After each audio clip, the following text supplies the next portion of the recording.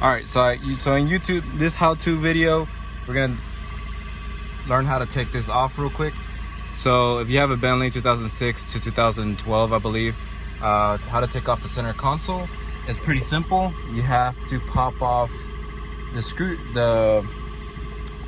shift knob here with the screwdriver. All you do is wedge it in and pry it open, left, right, until it fully slides out. Once it slides out, slide this into neutral, and then you grab it from back here, and you grab it and you start pull on this side and pull on this side, and it'll come out. And then you sort of have to wedge it out like this and slide it back. And once you slide it back, you can fully take off the center console, and that's it. And then from here, I'm changing out this button because it's broken. I have a new one, new OEM one.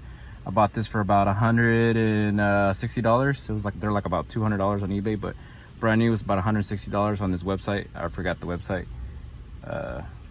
but yeah, that's about it. And then to put it back is just the same way you took it off.